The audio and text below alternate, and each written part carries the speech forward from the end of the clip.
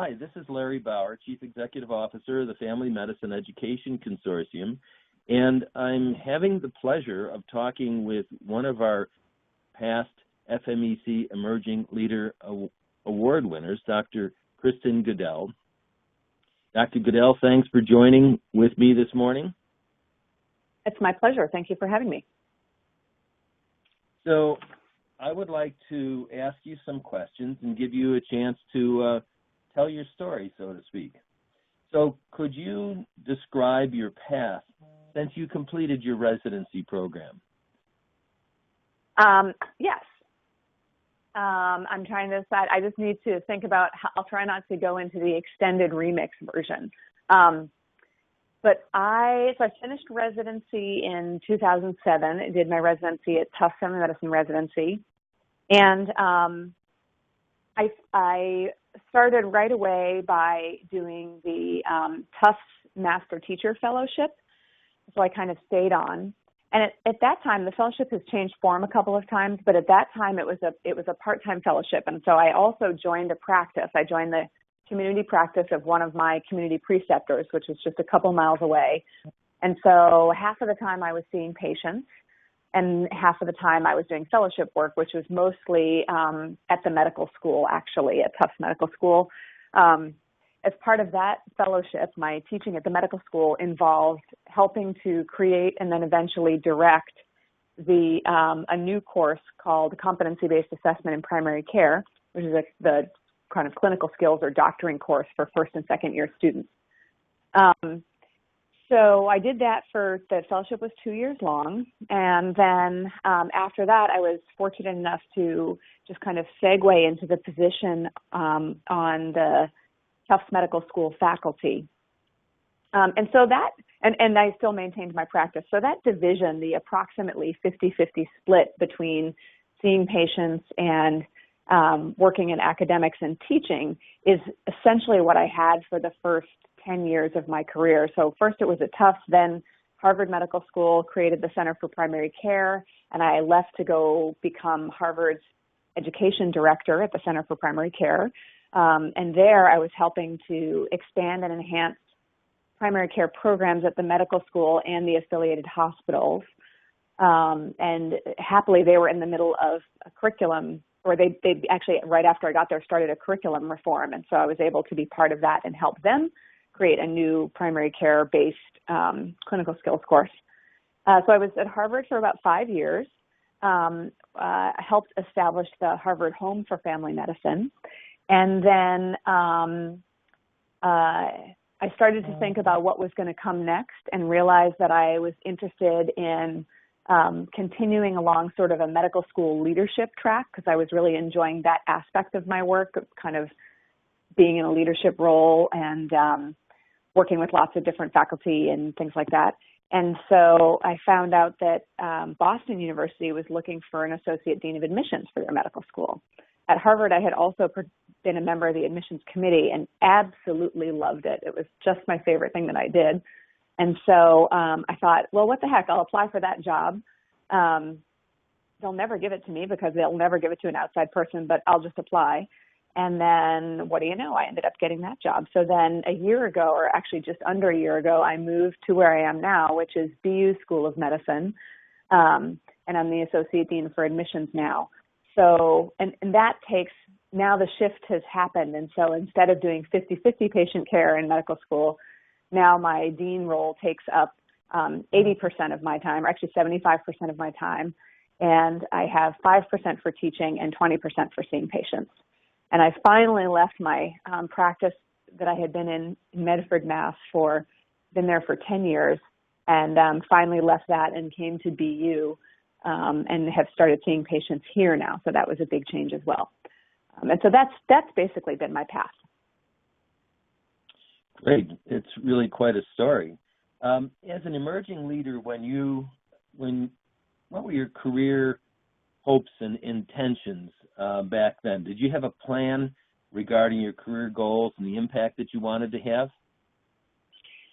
I think that I knew at that point I was still at Tufts and very much saw myself as a doctor and a medical school faculty member, and I knew that I wanted to continue along that line.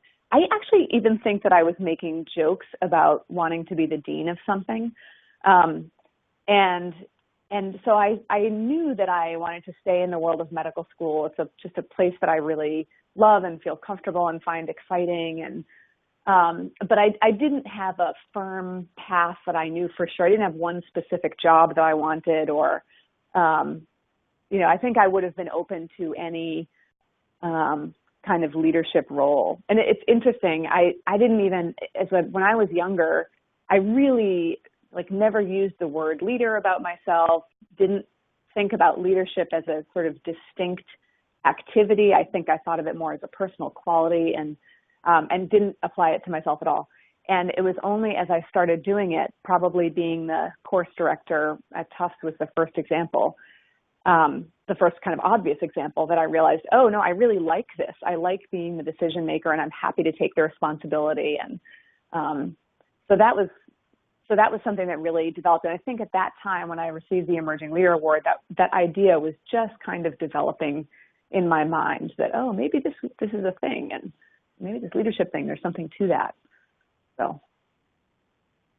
So how would you describe yourself as a leader? Evolving. So I think that right now, in my mind, one of the most important qualities of a leader, but this might just be because this is what I'm focusing on so much, is the idea that you have to constantly learn and grow. Just the same way that doctors have to, the same way that lifelong learning is an essential competency for physicians, it's also needs to be for leaders. And that's for all different reasons. Sure, the business changes, the education changes, the medicine changes, and you have to grow with that. But in addition, also society changes. And so, what works to run an organization or a project, in 1 year doesn't necessarily work 20 years later. And, I feel like we're seeing a lot of that right now as we look at kind of the Me Too movement and kind of all these people who are being investigated for bad behavior, which, this is really, I really see this as a societal change. Things that used to be okay when the work environment was mostly all men, and continued to be tolerated because women came into the workplace and thought okay, well, these are the rules, I'm playing by them. Now that we have enough women in the workplace and in leadership, people are saying, yeah, actually, that's not really going to work for us anymore. We need to change it. And so to me, when you look at all these leaders that are kind of being brought down by, allegations of harassment or other bad behavior, what's happening here is that society is changing, and these leaders have failed to grow and failed to recognize that, hey, it's a new thing. So that's why I say that I think a growth mindset and continuing to evolve are really, really important for leaders.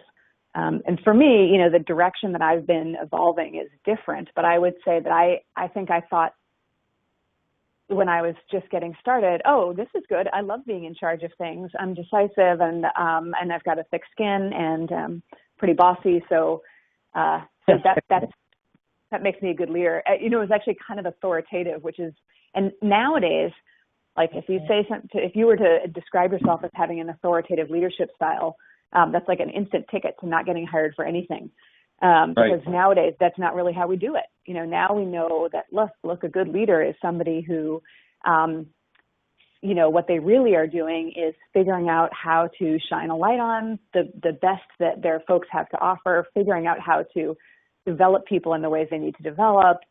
It's all that. It's much more like, I don't even want to say being the conductor of an orchestra, but it's much more like being the hub of the wheel, I guess, as opposed to the top person on a tier or something. So that for me, that's been a direction that I think I've been evolving in, is learning how to kind of shift to a more sort of facilitative style and things like that. Cool. So What have you done? How do you develop yourself as a leader? What kind of experiences, resources? What are your thoughts about that? Well, it's interesting. A flaw of mine is that I think that I have to be hit over the head to realize that something needs to change. So one thing that has helped me to evolve is there are a few times when I've gotten some pretty hefty doses of feedback that have been like really difficult at that time to hear. And but that's actually what I needed, because I either people weren't telling me because they were afraid of my response, when there were some small things that people thought, oh, I wish you would do this differently. When it was at a sort of mild level, people didn't share it with me. Either that or they did and I missed it. And so I didn't understand the things that would be better, that should be done better, until it was like this, till it felt like I was being hit with a 2x4.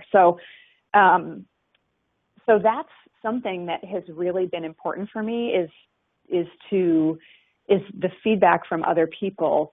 And also I really have to think about, like, how can I do a better job of getting this before it becomes so painful? How can I, either actively solicit it myself so that in case the problem is that people are afraid to tell me, then I need to actively solicit it. And, or is it that I need to change the way I hear things somehow, that I need to get better at listening, so that I can pick up clues that to me seem subtle about things that need to change. So that's one thing. And then there are some specific strategies. I worked with a leadership coach, or with an executive coach, for a while. And this is something that was a terrific benefit that was offered to me while I was at Harvard. So I did that, and that was incredibly helpful, just to have somebody to talk through different strategies with. I find that talking to others, even sometimes when I've talked to friends, they sometimes help, put things situations in perspective, or help reframe things in a way that make a big problem seem like, something that I could handle. So that, specifically having outside perspectives is incredibly helpful.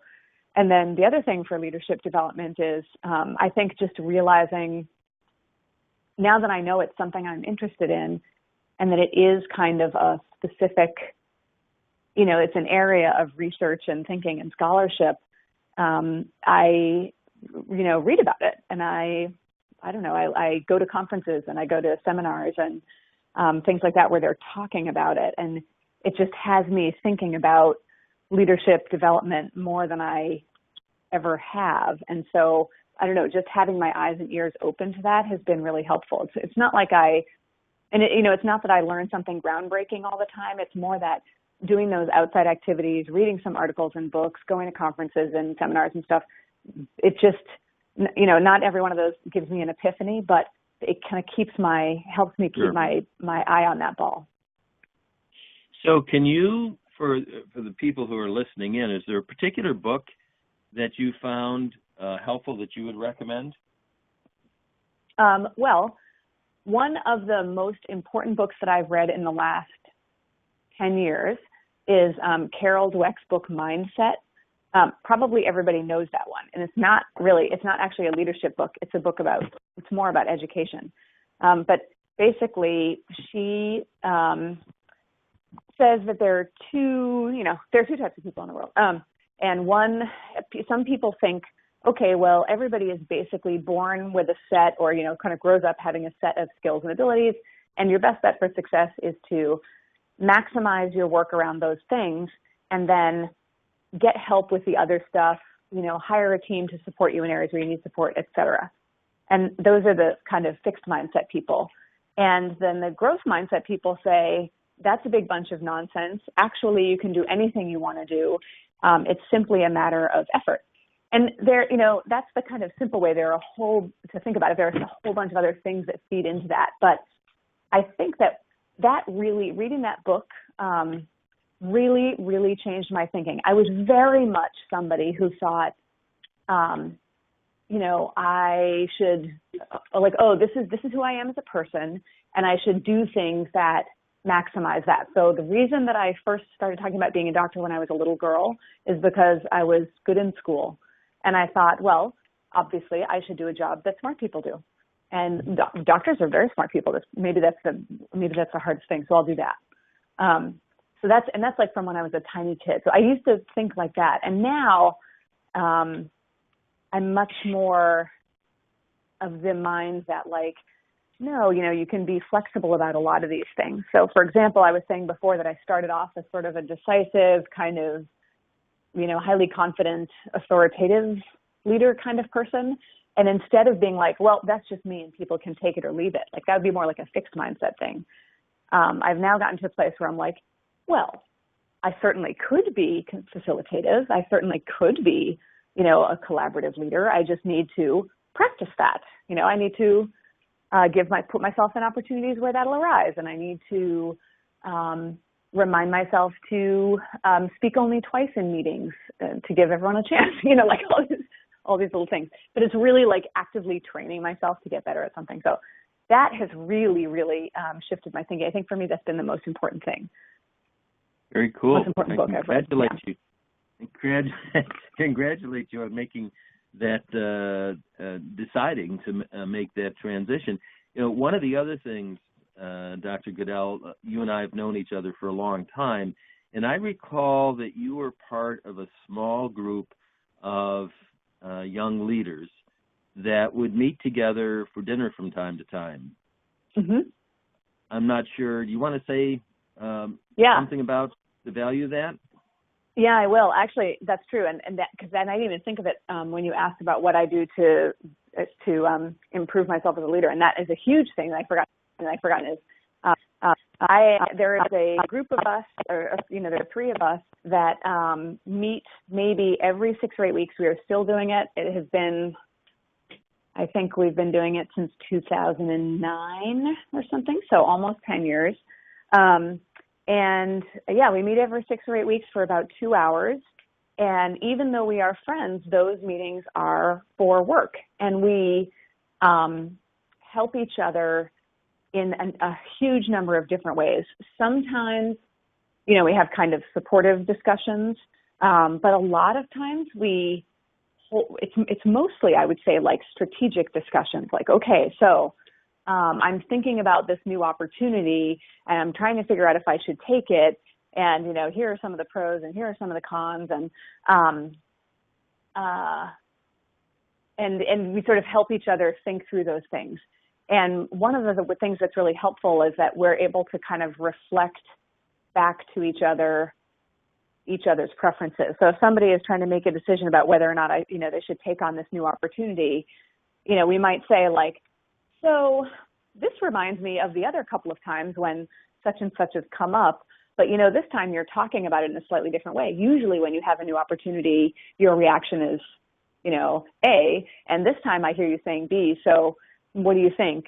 How does this compare to those other things? How is it, given that, is that likely to change your decision making? So we do a lot of sort of reflecting back for each other.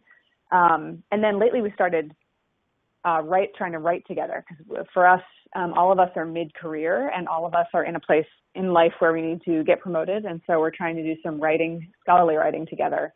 And so that's a different kind of development and support. But that has been really awesome. We actually published an article about it, about our experience that came out, I think, last year. And actually, I'm trying to remember the journal, but the title is "We Rise by Lifting Others," and then it just kind of describes our peer review process. Or not our peer review process. I'm sorry, our peer support process. We rise by lifting others. Yep. Actually, I can find that. Okay, I'll have to track that down myself. I'd be very interested in reading that. Can you describe any opportunities that came your way or seemingly random good fortune events that occurred that helped you to develop? Seemingly random good fortune events. Well, I have definitely been in the right place at the right time as far as medical school curriculum reform goes. So I happened to be doing a fellowship, which meant I had this dedicated paid for time for medical education when Tufts decided to overhaul its doctorate curriculum. And there I was, a person that needed in need of a project. And so that was like an amazing and fortuitous opportunity. The same with when I went to Harvard, and my job was to develop new primary care opportunities. And I'd been there about 6 months, and they thought, you know what, actually, we're going to redo our whole 4-year curriculum. So then all of a sudden it was like, oh, well, that's a good time to create new stuff. So those sequences of timing have been really good. I also think that ending up in the proximity of excellent mentors has been an incredible piece of good luck.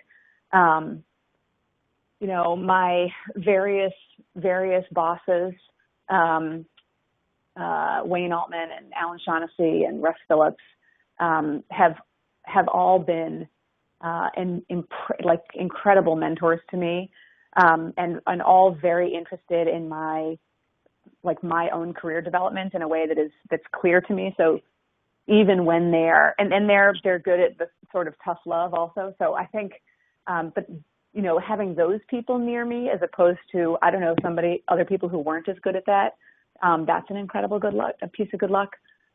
I'm trying to think if there are any other things. I'm a big believer, though. I'll say that none of these are like lightning striking exactly. I'm a big believer in that there are two parts to this sort of lucky event thing. So what I was talking about are opportunities and resources.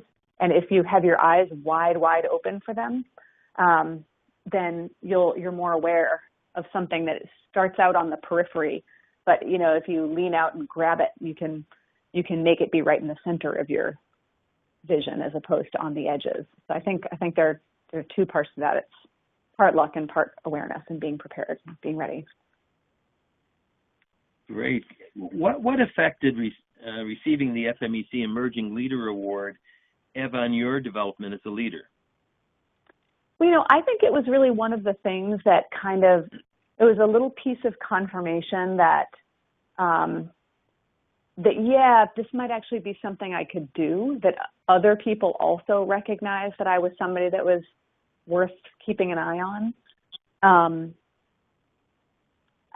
So it kind of confirmed that for me. I think it further solidified that, my kind of confidence that this is something I could continue to do.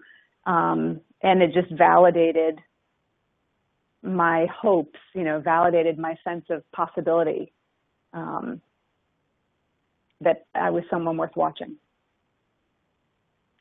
Cool. That's what we hoped it would do. So that's interesting to hear that confirmation. So what are your hopes or plans for the future? Well, I really have just started my new position. And so my current biggest hope is that I can keep this, ship running smoothly and in the right direction. The BU admissions program has been excellent. It's been a national, sort of model for many different schools. I had the opportunity this past year to learn from the retiring dean, and he's incredible. So that's been really good. So my biggest hope right now is that I keep it going and in a positive direction, and then over time I'm able to kind of just continue to improve. This is not a place that needs a shakeup, except that it could use some decorating. But other than that, it's not a place that needs a shakeup.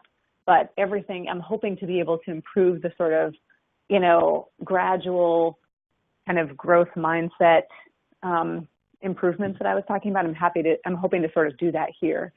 And then I hope that the other big thing is I've had a couple of different really interesting and special leadership opportunities recently. And I'm afraid that I'm sort of going to run out of them. And so, for example, I just started being the treasurer for Society of Teachers of Family Medicine for that board. And I am so excited and thrilled and really honored to have been asked to do that, and thrilled to participate. And I'm already thinking oh no, is this it? Am I going to finish that when I'm 48 years old and then I won't ever get to be on the board again? But that's so fun, And I also have been part of the Council on Graduate Medical Education. I'm now the past chair of COGME. And that's been really exciting. And again, I'm sort of thinking like, geez, that was such a terrific thing to do. I learned a huge amount. I felt like I was able to contribute to medical education in a different way than I have before. It was exciting and interesting. And I I hope that I'll be able to do something like that again. So I think that that's another major hope, is that I'm able to continue having an impact at a more national level, that I continue to get these opportunities to do fun projects, because they're just, every one of them I just learned so much from, and it's so interesting and fun to do something brand new that's like also challenging, and I love it. That's great. Do you in any way foresee being a department chair, Department of Family Medicine, somewhere in your future? It's possible. I don't know. I feel like I really haven't thought much about what the next thing would be, because my plan is to do what I'm currently doing for 10 years or more, but so I don't know. It's hard to say, but I'm like a never say never kind of person. Good. I'm glad to hear that. So what recommendations or suggestions do you have for emerging family physician leaders? Well, one of the things that I said before about keeping your eyes open to opportunities has been a really, I think has been a really powerful idea for me. Other recommendations, there is not one, there just isn't one right path. I think that one of the biggest things, and this isn't just for leaders, this is sort of for everybody, is that people need to be aware that they are in the driver's seat of their career. And so if and just because somebody hasn't done it the way you want to do it before, doesn't mean that you can't do it. So for example, when I was shocked when I got, not shocked but now in retrospect, I'm shocked.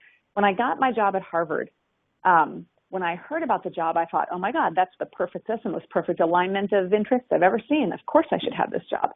But then when I was actually there, I thought, I cannot believe that they hired a junior female family medicine doctor for this like new and highly visible position. I'm like, in retrospect, I'm like, I can't believe they did this. It's unbelievable.